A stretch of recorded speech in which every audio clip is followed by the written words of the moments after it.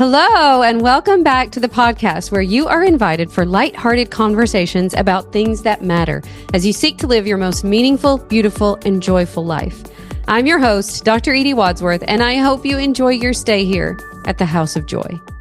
Welcome to House of Joy. Hi, everybody. That was so weird saying it because we haven't said it in so long. I love sitting across from you, Emily May. Oh my gosh, I love sitting across House from of you. Joy. But it just coming out of my mouth right then. You're like, I was like, what do I say? Months. What do I do? I mean, it hasn't been that long. It really hasn't been that long. When but you it do feels like bulk that. recordings like we do, it literally has been probably 5 weeks. Yeah. Or 6. I don't know. 5. 5 at least. Yeah. So welcome to September. Also, happy birthday to my Thank Emily you. May and my Katie Bug. It is our It's the September birthday week, girls. And I feel like I've been celebrating all weekend. I had a wedding this weekend. We got to see you this weekend. This is my first episode, by the way, that Haddon is back. Yes. Because last time I know. we I recorded, asked he was you when you were almost driving back. here. I'm like, oh, was that weird leaving each other again after a while? But you have been together literally every we've been together every minute, so it's okay. We have a great episode today. We're talking about manifestation and the fact that I don't really subscribe to manifestation. And I mean, as a believer, that's not even that surprising. But in the world that I'm in of life coaches, most life coaches, I would say do. And I'm going to talk about today, at least not in the way that most people teach it. We're going to talk about what I think is true and teach instead, which is the law of creation. Yeah. We, on my way here, we're on the phone, and I was kind of asking her, what am I in for What with am I in for today? And we had already such an interesting discussion on the way here, so I'm so excited to talk about it on the podcast because I've never heard some of these things that you're going to share. Okay. And I feel like it's so interesting and so helpful in terms of understanding the power of our mind. And anyway, it's so interesting, and I'm so thankful you have this take on it because it really makes sense to me. Okay. And it makes me feel when you empowered. heard, though, before we talked about it, when you would hear people out in the wild talking about manifestation, what were your thoughts? Watched this video a long time ago of this girl on YouTube. She was talking about manifestation. She was just a normal person. She wasn't super woo-woo or trying to convince you of anything crazy. Okay. And the way she talked about it was we all are made of energy. And so if you are living in high energy, then you will attract that same high frequency that you're living in. Yeah. And I honestly was like, okay, that kind of makes sense. It felt almost true. Yeah. And so after we talked about it, I did have a lot of clarity because it's my brain wanted to be that feels very close to what could be true. Yeah. But it did feel a little bit a little on the woo gimmicky, side. A little bit. Yeah. Trying to say, make you believe that you're going to get something out from of it. That. Right. And because of that, I never really thought about it more than that because I was like, well, I don't know. Yeah. Anyway. Well, it's interesting because, again, in the world that I'm in, it is very common in the way it's taught. I think most of the time the way I hear it taught is kind of gimmicky. Mm-hmm. And a lot of times people who are teaching about it talk about the universe. And, of course, I don't subscribe to that. I think we're created by God and he made us in his image. And however he has made us, yes, he did it on purpose. But I will say this, that I do love reading about the quantum physics, the quantum reality. Even my favorite radio talk show, Issues, Etc., talks about this. They have an episode kind of about it, which I thought was interesting too.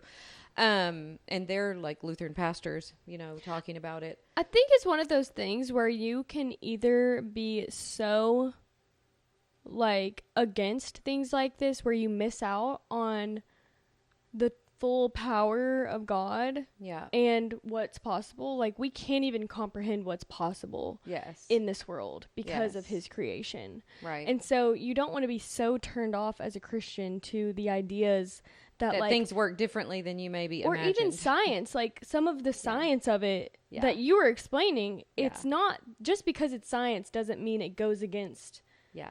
our powerful God who Exactly. created everything. And so it's interesting to have a bit of an open mind. Well, even our past episode that we did with Sarah Thiessen on Splankna, a lot of that is based on what is happening on a quantum level. Yes.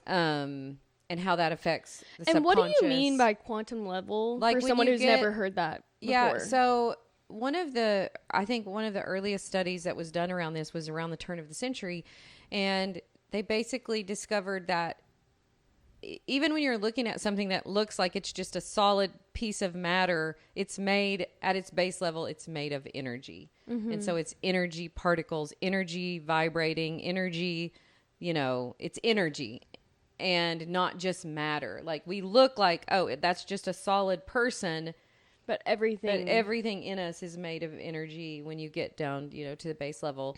And so as I would hear people talk about that and my own experience when I started working in mindset and really learning the power of the mind to not, and we'll go into it in a minute, not to like just things appear out of thin air because I'm thinking something which feels woo-woo, and it is. Right.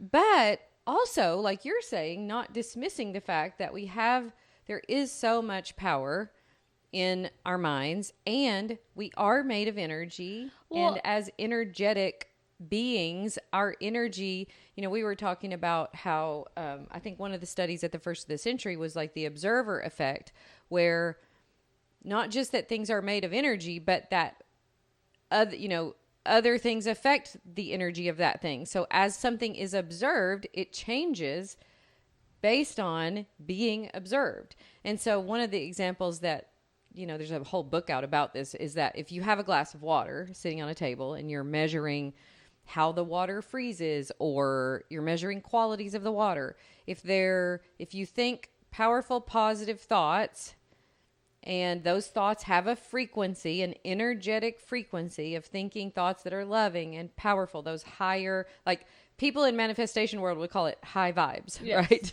High vibrations. High vibrations. And those energetic signatures, those emotions do have higher, the faster, they vibrate fast, and so they have higher vibration. But water, when it freezes in that environment, being observed by someone who is thinking that way, freezes in perfect, beautiful crystals, and you can observe that. Wow. And then a glass of water, if you did the same experiment and watched it freeze in, a sea of negativity and negative energy and hate and all of that, it freezes very disordered. And so I don't know. There's just a lot of things very interesting that point to, and I think it's true. I mean, honestly, as a physician, I think this is true as it relates to health. I think there's so much evidence that your body heals itself, does what God created it to do, to a certain extent. Yeah. When you are surrounded by love, and when you have positive energy, and when you're not, in a negative spiral and all of that. So I think there's just lots of evidence of it everywhere. And this is the thing that we talked about this morning. We intuitively know this. Yes. Someone walks into a room with really negative, judgmental, negative energy. We can feel that. And that's how everyone describes it. Like, you can't even fully explain it, but it's like something in the room shifted. Yeah. Or you felt like the pull of the negativity. And it is true. Like, I have experienced that just with myself. Like, if I'm in a really bad mood, yes, I can tell that if can I tell walk how into a that room, affects. it affects other people. Yes. Like, it is very crazy that, but to me, it totally makes sense, because you think of even just how, like, ornately our human bodies work. Yes. And all the things that have to work together for us to function every day inside of our bodies. And then you think about the same thing with the earth and how God created the earth and how everything survives and lives, and like all of the things that are working together. It makes sense that that would put off energy and that those things work together. Yes. In the, like, earth. I don't know. It just makes sense to me that because of God's great power and how wise and smart and how intentional he created everything to be, that things work together that way. Yeah. And that, I don't think we can overestimate how important that is in the way we experience our own lives and in the way we experience other people. It's why we're so drawn to some people. Like, you hear people refer to some people as being so magnetic. Mm-hmm. They're living in thoughts and emotions that are higher, that draw us in, that make us want to be around somebody. And I don't think that we can overestimate the power that has and how we experience our own lives, the things that we create in our lives. So whereas like manifestation might say, think this thing into being, the way I would understand that, the way I understand that as far as my understanding of the way God makes things is that when I think and focus on something, those thoughts, if they're higher thoughts, if I'm aiming higher, carry a certain emotional signature, energetic signature. So when I'm thinking loving thoughts and I feel love, that love has a very high vibration. This is something that can be measured. Mm-hmm. And when I'm thinking thoughts like that, the way I show up in the world, the identity that I live into, the actions that I take, the habits that I have, kind of all reflect that. Yeah, and so that's the big difference, because in the video I remember watching, it was almost as if what they're telling just you appear in thin air. Yeah, once you are living in that high vibrations, things just come to you. Things just start happening. It doesn't make sense. And well, and here's what I told you about this. I mean, I've got a couple stories to share today that I think are serendipitous, but here's the thing. It's not that I think that high energy, high energetic state, and by that I don't even mean like high energy like running around. I mean like loving, gratitude, peaceful, confidence, all of those positive emotions. That energetic state is so powerful. You're so aware that I think you notice things that you wouldn't have noticed before. I think probably those opportunities, those serendipities are happening all the time. Yes. And we're so focused on the negative that we miss them. Well, and also your energy and how you view things and your emotions and your confidence drives how you act.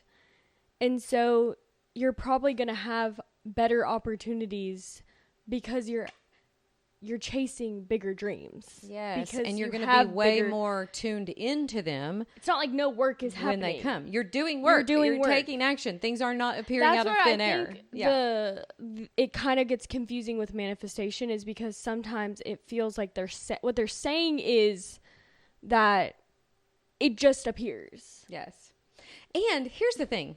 I looked up this word because I actually love the word manifest because it's in the scriptures. We were born to make manifest the glory of God. And so that glory of God are those emotions and those thoughts we're talking about. Love and joy and peace and gratitude. So if we are born to make manifest His glory, we're born to live in this. We're born to, and it's not to say that obviously that there aren't hard things that happen and negative things that happen. But if we really believed that we are loved, that He created us for a reason, that He created us for a purpose, that we were born to make manifest His glory, then how would we look at our problems and challenges? How would we so much more focus on the things that we can change in the world? How would we much more focus on ways to be loving and create connection? And when we're focused on that, how much more aware are we of when all those things are happening? So I don't know. I just think that the way it's taught, I definitely wouldn't agree with it. But I also feel like why as believers do we put God in such a box and say that He couldn't have made things the way that He made them? This is what I was saying in the car too. It's funny because believers definitely don't put the devil in a box. they Right. Give him all the they power. give him all the power, and it's almost like if you say it's from the devil, anything is possible. Almost those people would believe faster that the devil could cause something to happen that doesn't make sense, and that, which is true, which I believe can happen. Yeah. But it's almost like quicker to say that's happening than God being powerful enough to also, in bigger, good, better, like the greatest ways, created us to have really powerful bodies and minds and spirits. Yes. And really stepping into that. Stepping into it. And living more from the identity of that than we live from defeated negativity or whatever.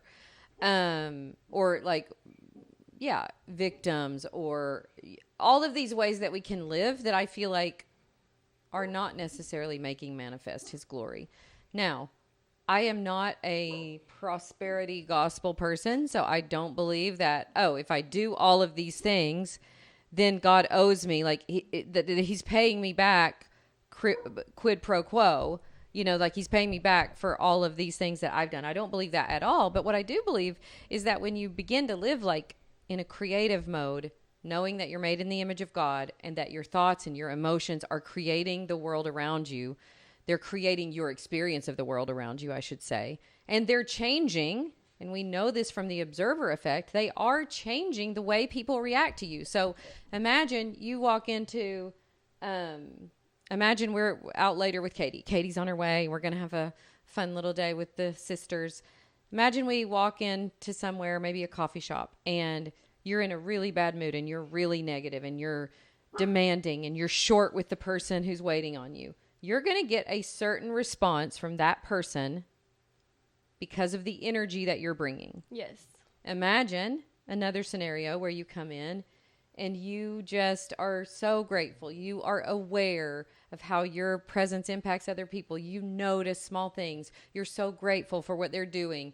You're open to seeing the miracles all around you. Imagine how different your reception of the world is. Imagine how different it is when you on purpose show up the way you want to. Well, it's like, we have all had this experience, and it's perfectly explained by this phenomenon, because when you wake up in a good mood, it literally feels like everything goes your way.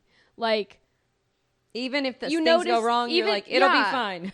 Like, it really does feel like I'm having such a good day. Everything, I feel lucky. I feel whatever it is. Yeah.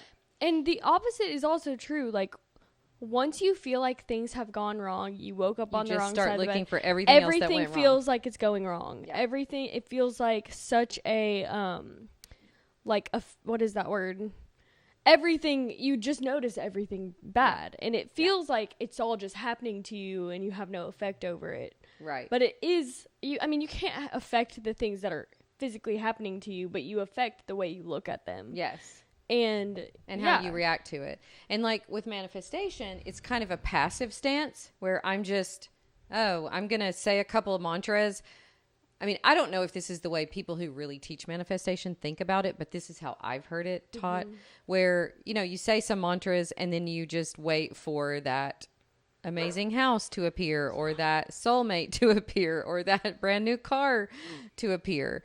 It's kind of like a lot of people that I see talk about it, it's like in this very passive way, and it's very self-focused. So here's what I want, and I'm going to think thoughts that bring this thing to me, versus having higher thoughts about being connected and serving other people and living your mission in life and your purpose in life, which is, I think, what happens when you live in a more creation mode type way of living versus living by the law of manifestation. When you're living by the law of creation, that I have so much power to create the world around me, to create my experience of the world around me.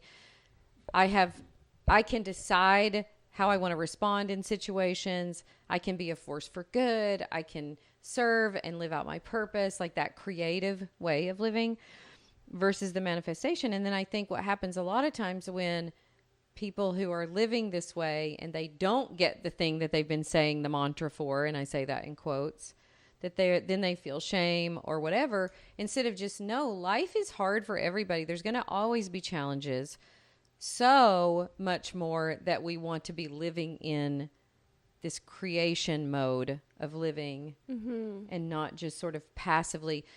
I mean, in a way, it's like default living, just kind of passively seeing what happens instead of, no, how can I affect what's happening? How can I affect the world around me? How can my mindset and my emotional and energetic signature have such a powerful effect on other people? Yeah. I think that's part of the magic we bring to the world as believers, honestly.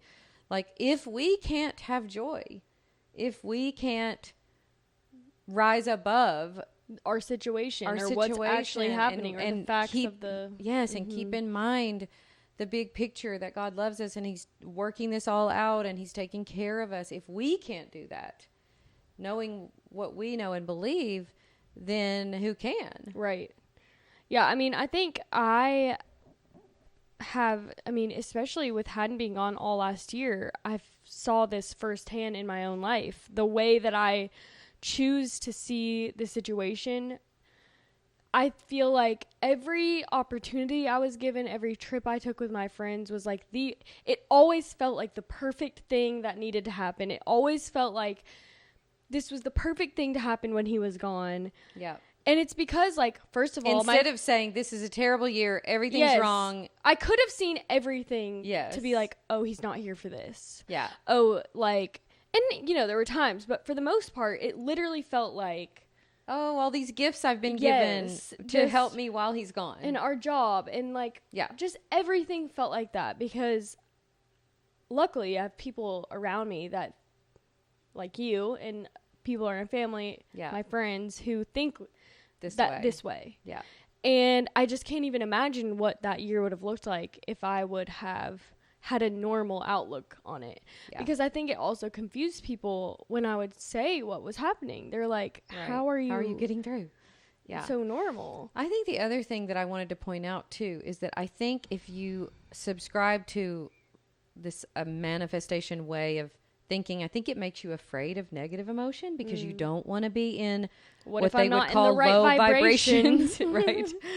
I think it makes you afraid of negative emotion. And I feel like emotions are such your superpower, positive and negative, and learning how to be with yourself when things do feel really hard, allowing for that, allowing yourself to grieve, allowing yourself to be disappointed, and moving through it and working through it helps you get back to the place that you want faster. But we don't want to be avoiding negative emotion. We don't want to be worried like, oh, if I experience this disappointment that I actually do feel right now, then good things aren't going to happen to me. No, you're always the one creating that. And so you can decide, like, I want to be sad right now. Well, this thing is sad to me. If you think about the state of your internal body as the energy, it's like HRV too. Yeah. Your body knows, even if it's a negative emotion you're processing, that is good for your body. It puts your body in a better place to receive. Yes. Like, scientifically. Yes. If you are avoiding emotions, or if you're super stressed, pushing things down, your body knows that. You don't sleep as good. You don't feel as good.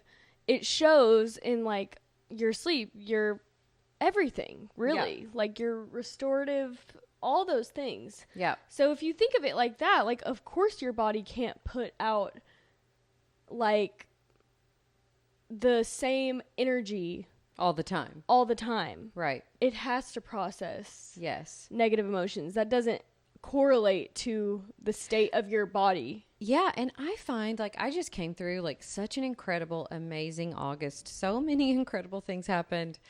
And honestly, the weekend that I got back from my trip to Florida, I just needed to go inward.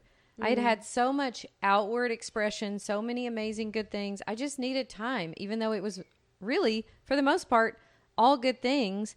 even when you've had like a month of all good things, you need time to kind of digest your life and process through it, come down off of that. You can't, it is hard. It's the only way to move forward. Yeah. Really. And it was just so good. I had like a quiet weekend at home and spent a lot of time on the porch and took naps. And so you might look at that and go, well, that's not very high energy. That's not really what this is referring to. It's really being willing to be with all of your emotions so that you can create the ones that you really want to live with, that you want to guide your life. So if everything's made of energy, if we all have like an energetic signature, meaning we have a set of thoughts and emotions and beliefs and actions that we normally live with, just ask yourself, like, what is mine? Some people will refer to this like it kind of has a smell. It's like having pheromones where a person might have a certain smell, right? You have a certain energy to you. Yes. And the way you present to the world and the way you experience yourself. And do you like that? Mm-hmm. And is that something that you're like, no, I want to be thinking, I do feel like I'm spiraling into negativity a lot and I'm experiencing a lot of negative emotions. And I would like to, create and live from a higher identity. So one of the things that, we talk about a lot in my program is your true self, that part of you that is enlivened by God's Spirit, that has his, that's made in his image, that thinks like he thinks. And how can you live in that way more of the time? This reminds me, I don't really know why, but we were talking about when me and Hen were in Memphis, seeing all of his family. Like, we had so many people to see.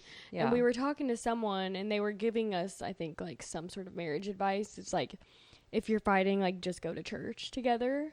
But it's so true. Yes. And it is so the energy in that building. Yeah. Doesn't matter what church it is. Yes. Like, you walk in together in an argument and it's literally unexplainable. I mean, I have no other way to explain it. You're like, oh, that really doesn't matter. You walk out and in the grand scheme of this. You're changed as you walk out. Like, you feel a difference. Like, your week is better. Everything feels lighter. Dad used to say this all the time, and this is true. People would ask us, like, what do you think is the key to marriage? And he would say, communion together every week. There is something so special because, again, if you're talking about thinking thoughts like God thinks, having that emotional signature that demonstrates his character and his love, it's probably very different than a lot of us experience on a daily basis, and having that weekly reset of like you feel resetting different. To it. Yeah, you feel different. I also think too that it kind of becomes one of those things that it feels like whatever yours is, your set of thoughts, beliefs, emotions, it kind of becomes your personality, your identity. That feels like it's set, like this is just who I am. And I can remember before I started doing this work and really working on like, oh, I don't love the thoughts that I think about all the time. And I don't like how sad inwardly that I feel. When I started to do that, I realized like I have identified myself as a person who's kind of has a heavy dark side, is a little moody. And I didn't come across that way outwardly. That's just how I identified myself inwardly. Yeah. And over the last, I would say 10 years, I just don't identify as that anymore. I feel like I can so easily access joy. I have hard things and I have learned how to process those hard emotions, process those hard things and move through them, allow myself to be where I am. But for the most part, it's literally changed my personality. I've lived into a different identity. So that would be the other thing to think of is like, even if you think that yours is set, it's not. It's just a set of practices that you've practiced over and over, and you can read. And that's exactly what you're saying too, because I think a lot of people look at you now and your life and it's like, you do have the fruits of your practice, of the labor, the practice. But if someone just ignored and saw you at this point, it's like, oh, well, she just has all this stuff. She's just positive, or she's just yeah. And I will say, like, I think because you have the energy you do, you have the things that you do. But it's not because it just appeared. No, it's because you literally you're took years creating it and practiced Yes. having that mindset. Yes. And having that confidence and energy and whatever. Yes. Yeah. And so if you think of, like, I think of who I am becoming, I'm not there yet. Honestly, I had a moment this morning. You know, our mornings can be hard with Tom sometimes because, you know, he can just, that buddy boy can just get you. And I will step out of who I want to be sometimes there. And I just want to do that less and less. Yeah. I want to be a person who's so inwardly joyful and has such inner riches, inner resilience, that it would be hard for anybody to sway me in any way out of that, yeah. you know? And I do think it's something that takes practice that you have to commit to. And I don't think it's nearly as simple as I hear some people talk about it with manifesting. I think it's a discipline. It's a spiritual habit that you get into to really renew your mind. As a man thinks in his heart, so is he. I even hear teachers of manifestation sometimes say, you don't manifest what you want, you manifest what you are. And I think there's some truth to that, even though, again, I don't subscribe to manifestation the way they teach it. But I do think that you have to inwardly become that. And then whatever outwardly shows up in your life, great. But I have noticed that the more I live like this, it does feel like either I'm just so attuned to all the positive things that are happening, and that could be it. I think that's part of it. I think part of it is creating a lot of the positive things, you know, in my own life. I was telling you guys about this, but last weekend, Aunt Chris was in town. I didn't even know it. She just sent me a text and said, "Hey, I think I'm kind of close to your house, but see how far I am." And I realized that they were just like literally one Right cove or two yeah. coves over. And so I'm like, "Oh my gosh, you're right here." So I drove the jet ski over, and they were at a land auction. And we've been talking forever about getting some land, building a House of Joy house, or getting an office somewhere or whatever. And it's the first thing that I thought of. I'm like, oh gosh, if there are any of those lots left, maybe that we could consider, you know, getting one, and maybe we'll build a house that we could use for that. So anyways, long story short, I spent half the day over there and ended up getting a crazy offer that they said yes to, buying a lake lot. And it all felt so easy and like serendipitous and kind of crazy. Well, I know you, so I know that it's a practice thing, but sometimes even like me and Sydney will be like, the things that you accomplish and the things that you do are sometimes on the verge of inhuman. Like, it does feel like magical sometimes, but I think it just gets closer and closer to that because you just are stepping into like who you truly are. But sometimes we're like, how is she possibly getting all this done and not stressed, and also like just having so much fun? Literally that Saturday she called me at like whatever time it was. She was like, I looked at a lake lot. I don't know if we're gonna get it. Like, Stevie's not. He's not sure. To go look at it first. Look at it. An hour later, maybe. She was like, well, we got it. They got an insane deal.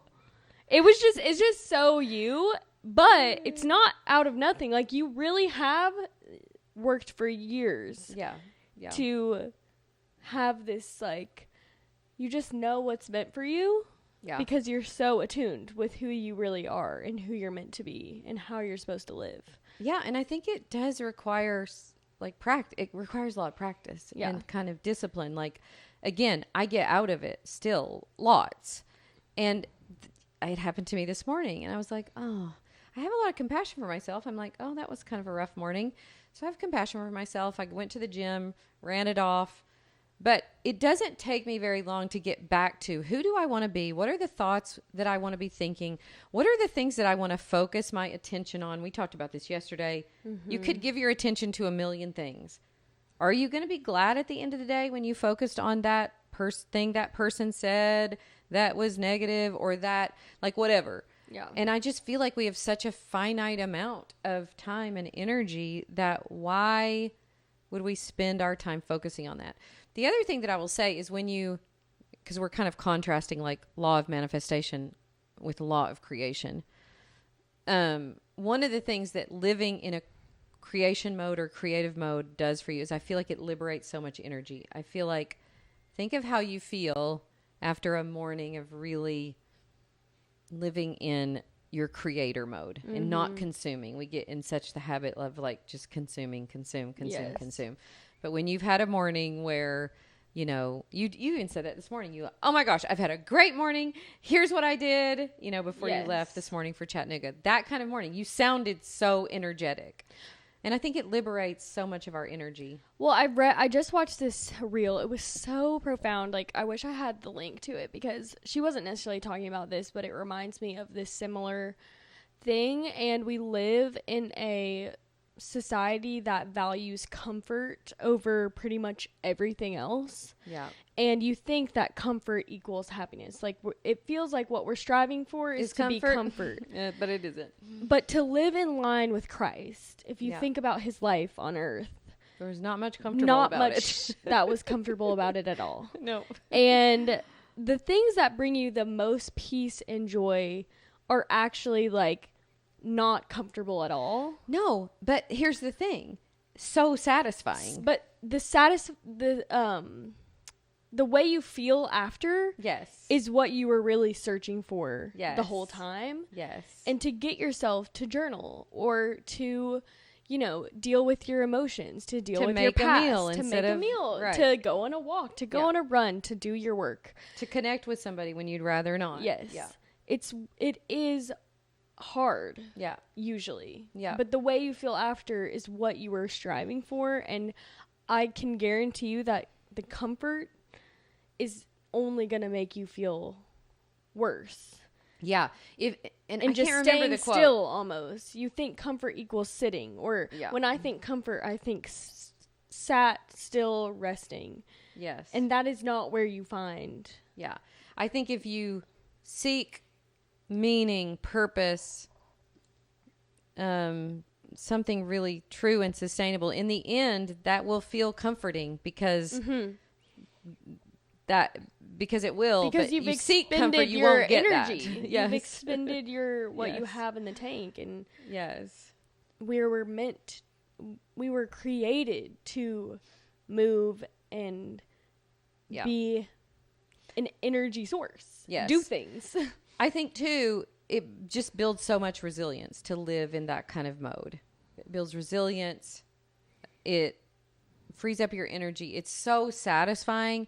And I think whereas manifestation might be oh, I want to get a new car.